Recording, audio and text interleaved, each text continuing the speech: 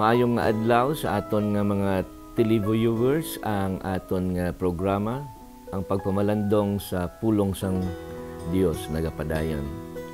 Gina-welcome ko kamo tanan liwat sa aton nga bag-o nga episode.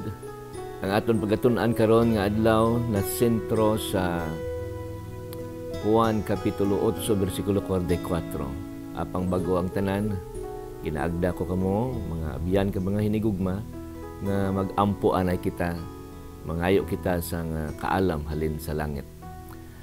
Our great Father in heaven, Lord, thank you so much of this beautiful new day that you have added in our experience. Help us to understand the things that we are going to study today. Ipasagahay ang imong dako nga gugma, kaalam, agod maintindihan namon ang amon pagatun-an. Send your Holy Spirit, ginapakiluoy namon to teach us and to guide us. We pray in Jesus' name. Amen. Liwat, welcome sa aton bag-o nga episode.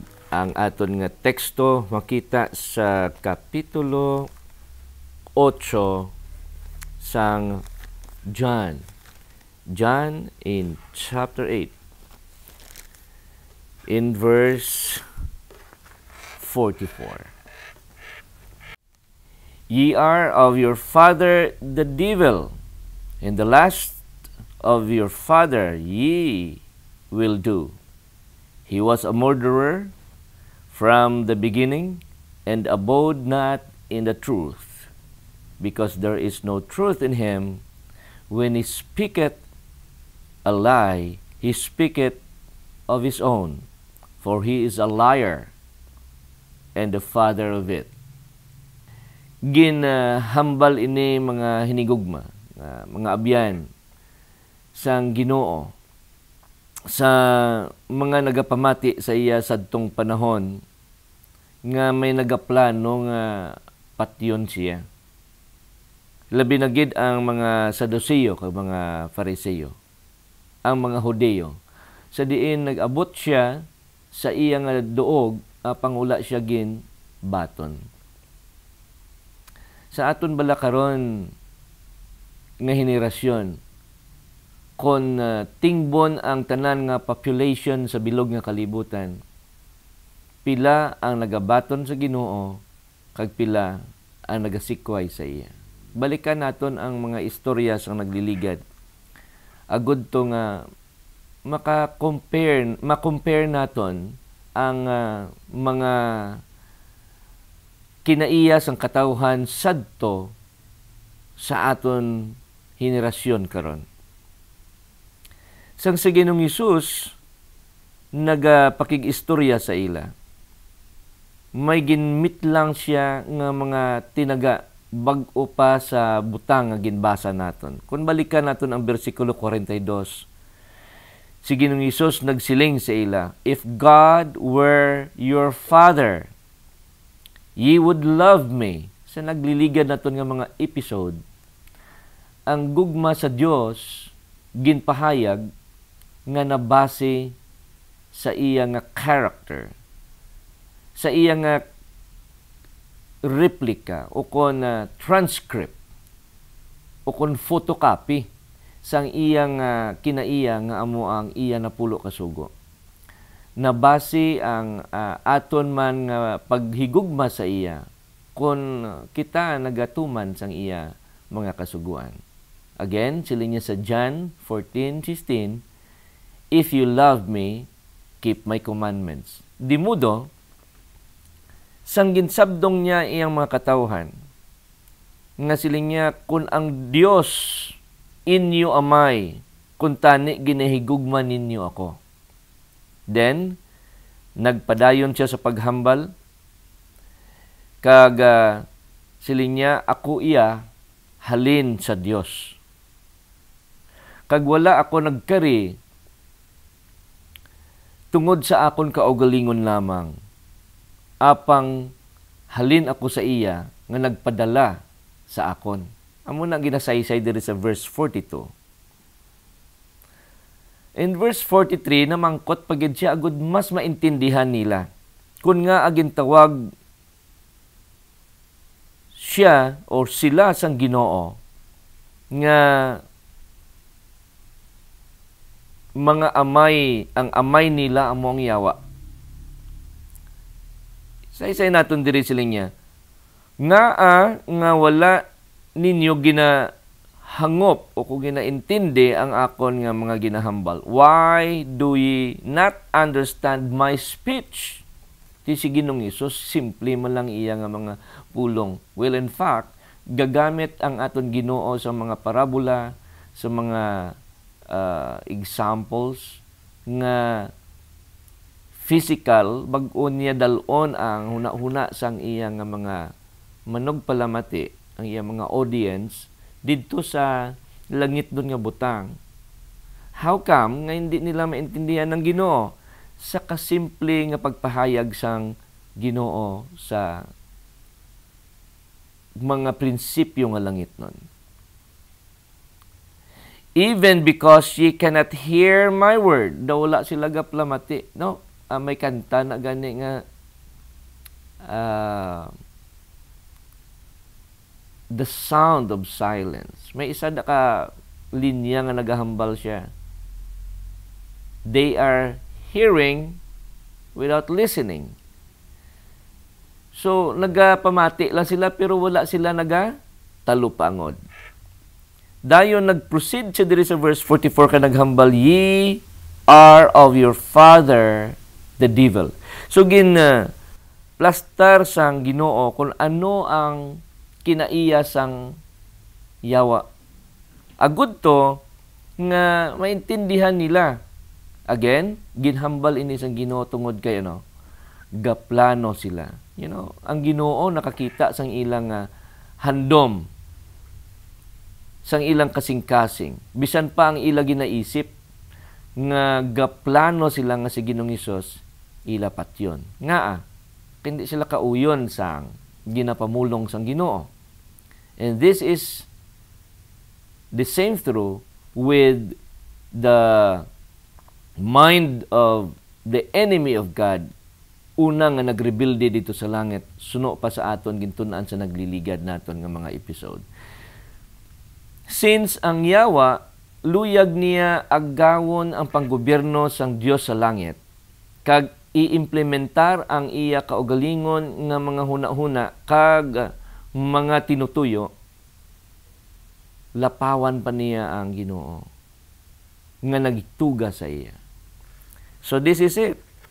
So kung balikan naton, tungod kay na failure siya sa iya nga handom nga agawon ang panggobyerno sang Ginoo kag i-implement ang iyang pagginahom didto sa langit, ginhulog siya diri sa duta upod sang iyang mga napatalang sang iyang mga na hatagan sang iya huna-huna nga hindi husto. Iya gin kambyuhan ang balatyagon sang mga kasakpan niya nga mga angels. Naghimo siya sang isa ka rally against sa government sang Dios sa langit.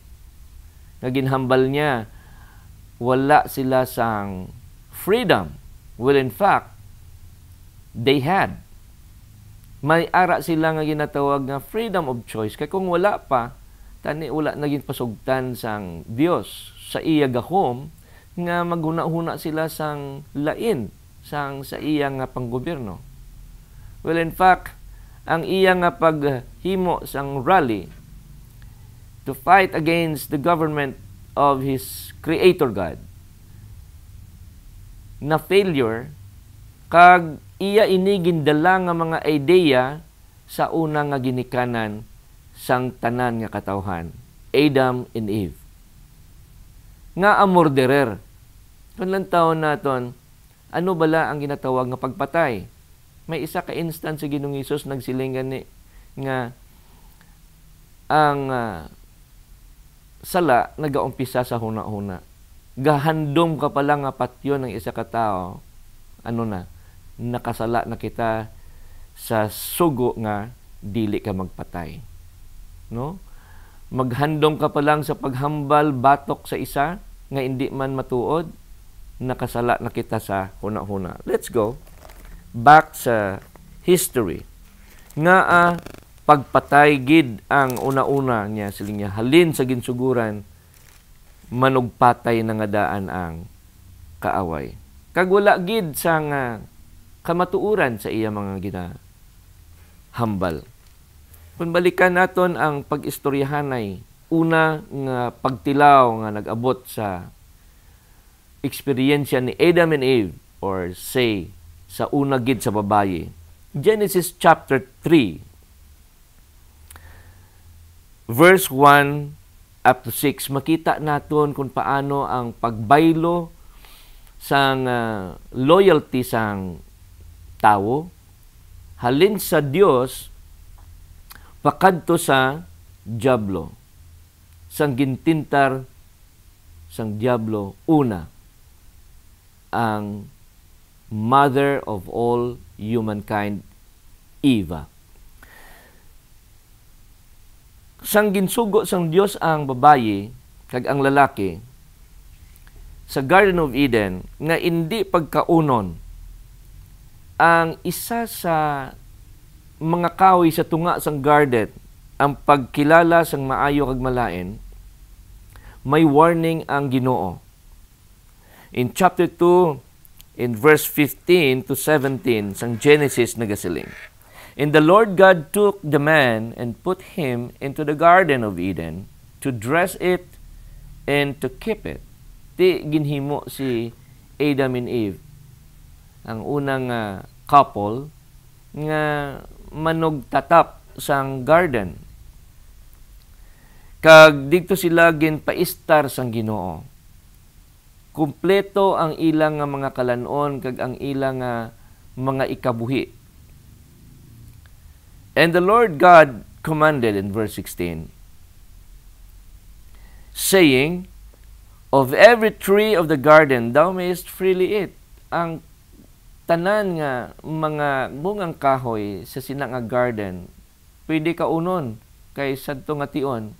While God made everything perfect, wala pa sang hilo sadto. Karon damo na sang mga prutas hindi mo na pwede ka unon kay kung kaunon mo mahiluan ka, o pwede ka magsuka o pwede ka mapatay diretso. Sadto kay perfect man ang pag-ubra sang Dios ang tanan nga mga butang.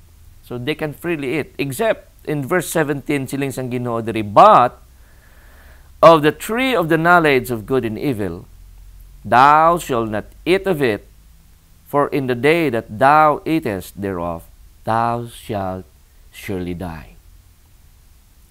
Siling niya, kung kaunon niyo ining prutas nga sa paghibalo sang maayo o kagmalain,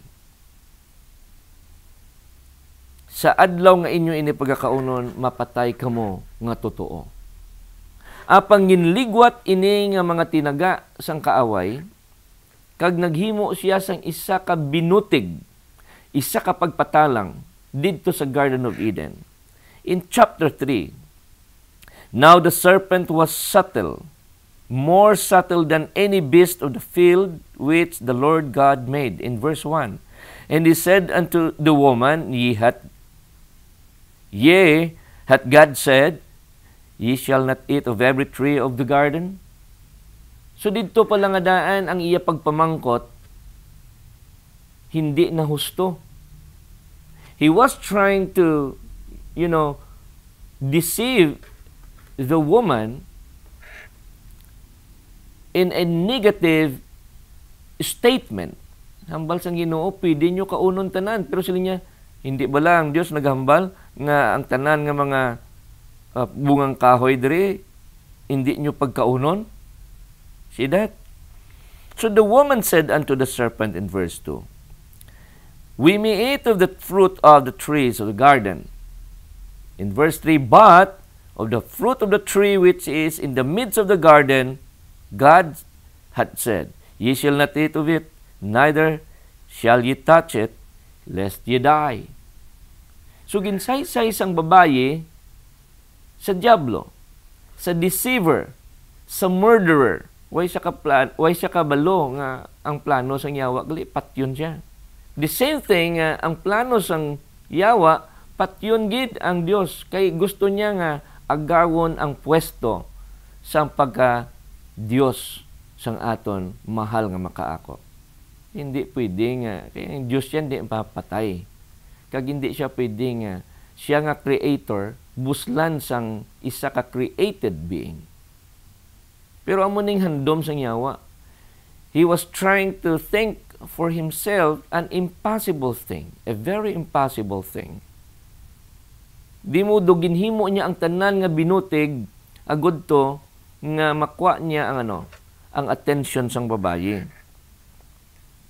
Kang babae nagahatag man sang sang iya nga pagsabat-sabat dito. So she started to entertain the enemy of God. So delikado gali ko mag-entertain kita sang yawa, no? Kay kahina sa aton bilang tao, di magulo istoryata sa iyaya. Shadow ka lisod nga situation if we are going to talk with the enemy of God alone. Pwede ta siya istoryahon basta upod tang Ginoo. Kasi iba siya lang isa. Kag nagtalang gid siya. Samtang siya nagapakigbaes sa kaaway, wala gid siya kahuna-una nga patyon na siya gali sang kaaway. Then the serpent said unto the woman, "Ye shall not surely die." Sino karon ang nagbutig? Ang Dios o kon ang yawa? Now karon ang babae nagambal diri sa verse 3 nga may kahoy ara sa tunga sang garden nga hindi nila pwede kaunon. Ang pamangkot ko karon pila ka bilog ang kahoy nga ara sa tunga sa garden. Kay ginahambal yun sa tunga sa garden, hindi pwede kaunon kay mapatay sila kung kaunon nila ini. Kung balikan nato ng chapter 2 in verse 9, may duha ka sahi sang kahoy diri sa tunga sang garden. Let's read it. Chapter 2 verse 9 of Genesis. And out of the ground made the Lord God to grow every tree that is pleasant to the sight and good for food. So ara gid ang tanan ginhimo sang Ginoo, ginpatubo niya nga mayo nga kalanon. The tree of life also in the midst of the garden. So, ano to nga klase sang kahoy? The tree of life. Nga kung kaunon mo ini, hindi ka mapatay. But there is another one in the midst, siling niya, in the tree of the knowledge of good and evil. So, amo niya ang gindili sang Ginoo. So, in the midst of the garden, sa aton pa sa tunga sang garden, duha ka klase sang kahoy ang ila pilian nga kaunon. Ang isa nga nagadala kag nagadulong sa kinabuhi, kag ang isa nga nagadulong sa kalaglagan kag kamatayon. Amo ni karon ang aton nga pamalandungan, the freedom of choice. Sin-o ang aton sundon? Ang Dios nga nagtugas ang bug-os nga universo, lakip ang aton una nga ginikanan, o kon ang kaaway, ang butigon, ang murderer, manugpatay, nga aman manugpatay. Diri naton maksapwan nga ang pagbinutig sang kaaway nagmanifest sang si Adam and Eve wala na karon sa aton. Napatay si Adam, 930 ang edad. Eve, I don't know, because there was no record in the Bible nga ginabasa nga kung pila ang edad ni Eve kag napatay. Pero ang kamatuoran, nag-abot ang kamatayon sa tao, resulta sang sala.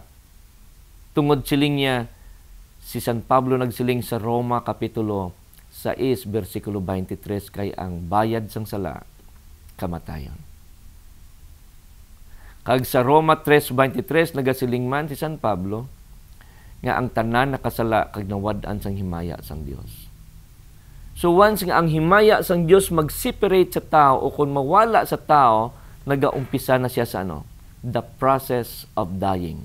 Amo ini ang luyag sang kaaway nga ang tanan mapatay, ang iya tanan nga mga lahi sang tao, iya nga dayaan agod nga o hindi makaangkon sing kabuhi nga wala sing katapusan. Apang ang aton Dios nagpadala sang prerogative sang iya nga handom, sang iya nga gugma, kag sang iya nga kaluoy, kag sang iya nga grasya.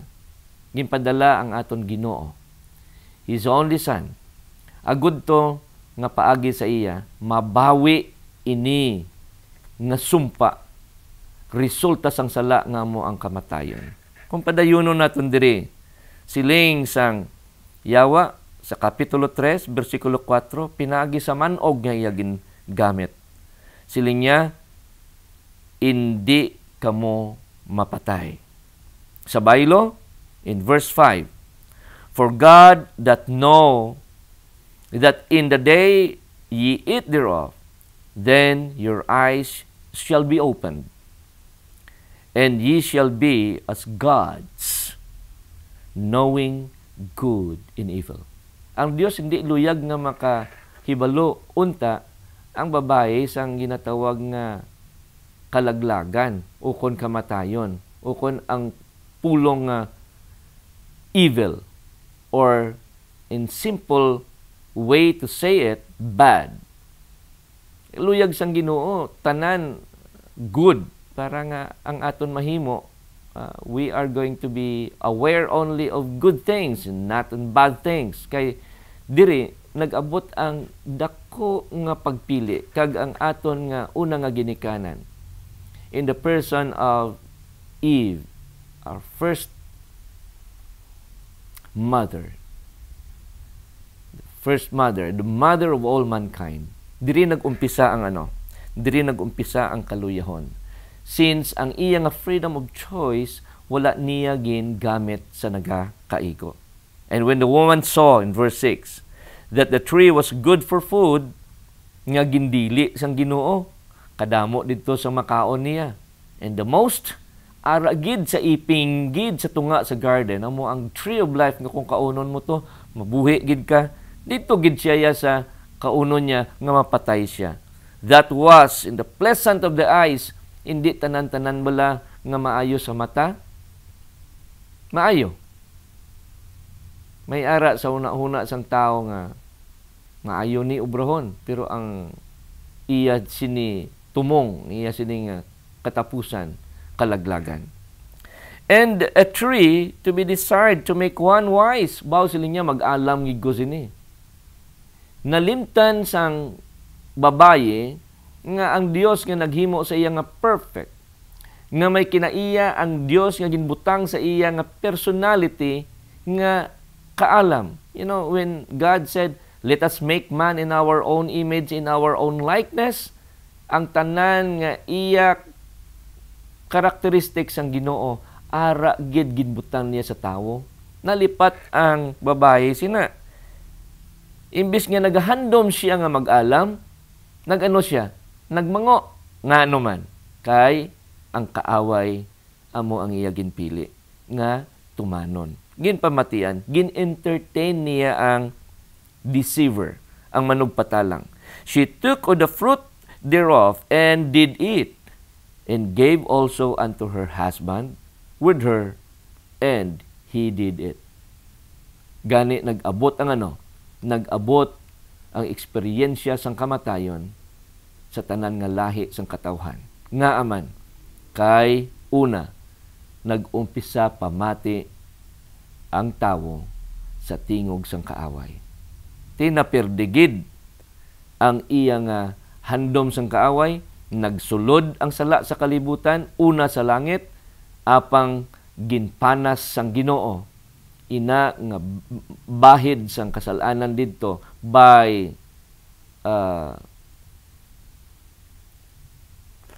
expelling, no? Gin-expel niya ang yawa kag ang mga manugtunda nga iya napatalang pakadto diri sa duta. Apang ang Ginoo nagsiling, andam kamo nga hindi ka mo magtalang. So di modo, the moment we forget God in our experience, in our thoughts, the moment we start doing our own way, diri gali nagasulod ang diri nagasulod ang tentasyon nga hindi gid naton malikawan, himuon gid naton. Temptation is not sin, pero kung sunod kita, if you are going to yield with the temptation, then we start sinning. Wala man tani maghimo ang kaaway kung hindi kita mag-entertain sa iya. So as with the woman. So diri nakita naton nga manugpatay gid, butigon gid ya ang yawa, because the evidence makita naton karon nag-abot ang tanan nga gumuntang sa bug-os nga kalibutan in the experience of humanity. Makita naton nga ang Dios wala nagpabaya sa gihapon. Sa sunod naton nga mga episode aton initun-an. So nakita naton nga ang Dios luyag kuntani nga magpabilin sa original nga kahimtangan ang tawo nga hindi mapatay, mangin maalam siya, kag magahatag sa iya sang tanan niyang comfort nga kinahanglanon. Gina-comfort sang Dios ang iyang mga tinuga apang ang pagpili amugid ang dako nga isyo sa aton. Sa katapusan, may laygay si San Pablo sa aton diri karon. Sa kapitulo 5 sang Galacia, no? Galatians in chapter 5 in verse 3. Siling niya diri. Galatians chapter 5 in verse 13 rather. In verse 13, I read, "For brethren, ye have been called unto liberty. Only use not liberty for an occasion to the flesh, but by love serve one another." When we talk about love, while God is love, and whosoever remain in Him, remain in that love as well. So let us love one another. Siling niya, "For this is the love of God, that we keep His commandments."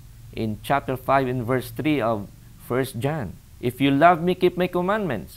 So by keeping the will of God found in His law, makita naton nga hindi kita madisgrasya. Because the law of God is a protection actually. That we will all be protected if we are going to follow it. But if we are going to disobey God's law or God's will, ang matabo sa aton mga eksperyensya, siya dugid kasubo, kag nagadulong ini sa pagsiparar sang aton relasyon sa aton Dios, kag nagadulong ini sa kalaglagan. Again, sila niya dire, gintawag kita sa pagkahilway, apang hindi paggamita ini nga kahilwayan sa okasyon sang unod. If we follow, then amo ini ang mga okasyon sang unod in verse 19. "Now the works of the flesh are manifest, which are this: adultery, fornication, uncleanness, lasciviousness, idolatry, witchcraft, hatred, variance, emulations, wrath, strife, seditions, heresies, envyings, murders, drunkenness, revelings, and such like, of the which I tell you before, as I have also told you in the time past, that which do such thing shall not inherit the kingdom of God." So amo ni ang paandam sa aton sang ginsugo ni Ginoong Hesus sa pagsulat si Apostol Pablo. Nga luyag niya unta nga hindi naton pagsundon ang example sang aton unang ginikanan, kundi sundon naton ang example sang the only begotten Son of God nga nagpanaogid diri sa aton sa pagpaubos sang iya kaugalingon, hindi sa pagpataas, hindi naton pagsundon atong nahulog gikan sa langit nga bisan sa iya nga kahimtang luyag niya magpataas sa iya kaugalingon kag magpabugal kag maggahom sa kabug-usan nga ginhimo sang Ginoo. Let us not forget, we cannot fight against the devil alone. All we need to do is to use that liberty only for the glory of God, kag indi sa kalainan. Ang liberty nga ginhatag sa aton abyan sa Dios may ara nga boundary, kag diri lang kita taman sa boundary. Are we allowed to use our liberty for bad purposes? Of course not. Pag gusto kita himo sing maayo, and that is the meaning of liberty. Nga nagadulong sa aton sa pagkamatarong kag sa kabuhi nga dayon. Apang kung gamiton naton ini sa kalainan, nagadulong ini sa aton sa kalaglagan. Kag paano naton awayon ang yawa sa karon nga panahon since ang Ginoo ara sa langit kag kita iya diri sa duta. Sa katapusan, ang laygay ni Santiago diri. James chapter 4, verse 7.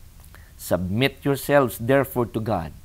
Resist the devil, and he will flee from you. Kung ginsubmit sang babayi, unta ang iya kaugalingon sa Ginoo, unta wala gid siya matintar. And the Lord will fight for us kung aton gamiton ang pagsumiter, ang pagpaidalom sa gahom sang Dios, hindi sa gahom sang yawa. Abyan kung ikaw nagahuna-huna nga magsumiter sang imo kaugalingon, nga magpaidalom ikaw sa gahom sang Dios, agod nga ang yawa aton madbatuan, agod siya magpalagyo sa aton, luyag ko ikaw agdahon sa pagampo, sa pagpangamuyo sa sini nga adlaw.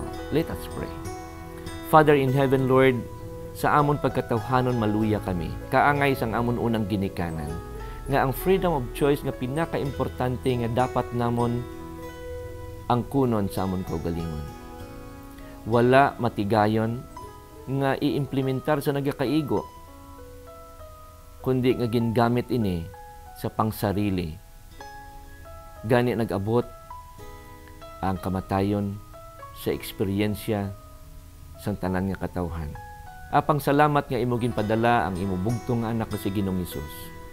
Agod nga paagi sa iyang perfect nga kinabuhi, sa iyang nga perfect nga pag-obey, sa iyang nga perfect nga pag-submit sang iyang nga mga kabubuton dira sa imo.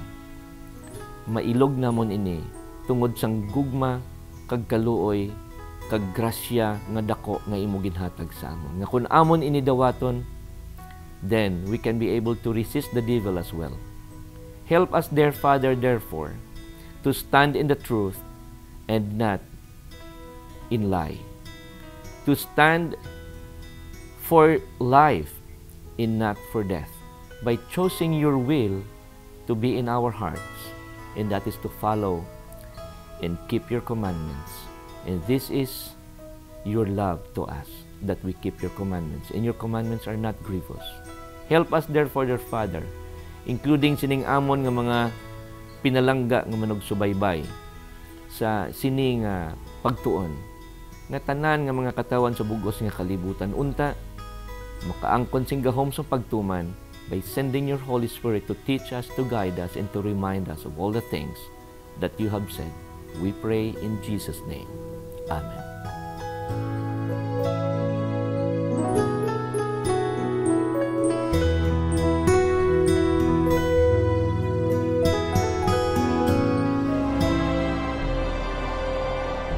He's Coming Broadcasting Network.